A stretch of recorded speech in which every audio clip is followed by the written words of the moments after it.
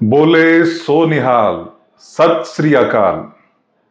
आज आपण चर्चा करणार आहोत अशा महान योद्ध्याची, ज्याने बलिदान दिले स्वतःच्या धर्मासाठी नाही तर दुसऱ्याच्या धर्माच्या रक्षणासाठी। आज आपण बोलणार आहोत गुरु तेग बहादूर यांच्याबद्दल। कोण होते गुरु तेग बहादूर? शिखांचे 9वे गुरु। ह्या शिखांच्या 9व्या गुरुने भारताच्या स्वातंत्र्य लढ्याला सुद्धा प्रेरणा दिली। ती कशी? तर 1670 मध्ये क्रूर कर्मा औरंगजेब, डुकरीचा हरामखोर औरंग्या याने 1670 मध्ये इफ्तिकार खान नावाच्या सुभेदाराला काश्मीरला पाठवलं। कशासाठी?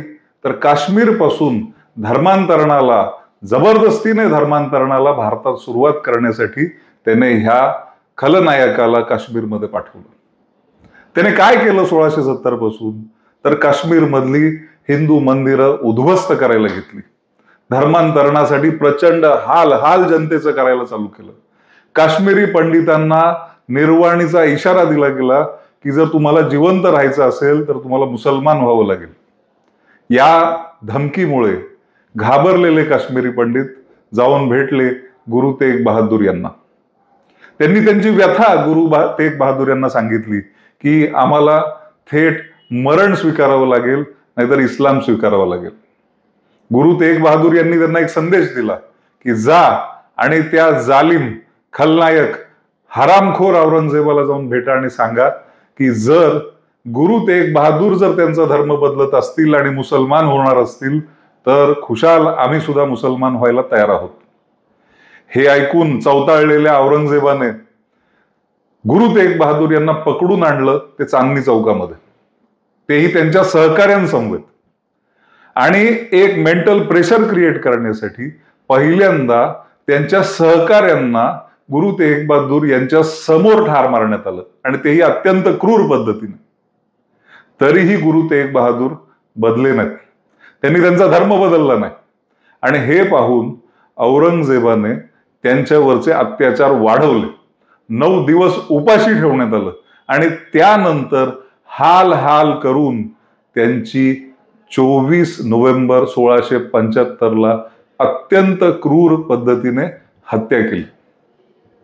आता ही हत्या ज्यावेळी आपण आठवतो, आपण विसरू शकत नाही श्री छत्रपती संभाजी महाराजांचं आपल्या इथे दिलेलं बलिदान। या 2 बलिदानांनी संपूर्ण भारताची दिशा बदलली। या गुरु तेग बहादूर यांच्या पुण्यतिथीच्या निमित्ताने आपण त्यांनी दिलेल्या बलिदानाचा भारतावरती काय परिणाम झाला त्याचा पण आपण विचार केला पाहिजे। यांच्या बलिदानानंतर गुरु गोविंद सिंग यांनी 1699 मध्ये खालसा पंथाची स्थापना केली। संत ते संत सैनिक हा जो शीख समाजाचा प्रवास झाला तो केवळ आणि केवळ तेग बहादूर यांच्या बलिदानामुळे झाला। हे बलिदान व्यर्थ गेलं नाही। जी मोहीम औरंगजेबाने चालू केली होती 1670 पासून की मंदिरं तोडायची, जबरदस्तीने धर्मांतरण करायचं, प्रेशर टाकायचं, हत्या करायच्या, स्त्रियांवरती अत्याचार करायचे, ते केवळ गुरु तेग बहादूर यांनी निर्भयपणे दिलेल्या बलिदानामुळे त्याला खीळ बसली। त्यानंतर संपूर्ण राष्ट्रामध्ये, संपूर्ण देशामध्ये एक क्रांती ज्योत पेटली की अशा अन्यायी सत्तेविरोधात एकच पर्याय आहे, त्याला लढा देणं, शांतपणे मान खाली घालणं नाही। आणि ह्या गुरु तेग बहादूर यांनी दिलेल्या बलिदानानंतर खऱ्या अर्थाने खालसा पंथाची स्थापना झाली। शीख समुदाय एकत्र आला आणि राजा रणजित सिंग यांनी शीख समाजाच्या साम्राज्याची पायाभरणी केली। आता ह्या सगळ्या घटनांचा आणि आपला काय संबंध आहे? तर स्वातंत्र्य लढायला सुद्धा प्रेरणा ही जी मिळाली ती गुरु तेग बहादूर यांच्या बलिदानामुळे। अनेक स्वातंत्र्य सेनानी आहेत जे त्यांच्या ऑटोबायोग्राफीज मध्ये सांगतात की गुरु तेग बहादूर यांनी दिलेलं बलिदान आम्हाला प्रेरणा देतं। त्यांना हिंद की चादर असं बिरुद दिलं गेलं। काय अर्थ हिंद की चादर? याचा अर्थ असा आहे की त्यांनी एक कवच दिलं इथल्या धर्माला, इथल्या इतर समाजाला, की ज्यामुळे त्यांचं धर्मांतरण वाचलं आणि क्रूर कर्मा आणि हरामखोर औरंगजेब वठणीवर आला। तुम्ही बघाल तर उत्तर भारतामध्ये त्यानंतर जो विध्वंस होत होता मंदिरांचा तो थांबला। त्यानंतर बऱ्यापैकी जे धर्मांतरण होत होतं त्याच्यामध्ये घट झाली. म्हणजे हे जे बलिदान आहे ते राष्ट्राला प्रेरणा देऊन गेलं.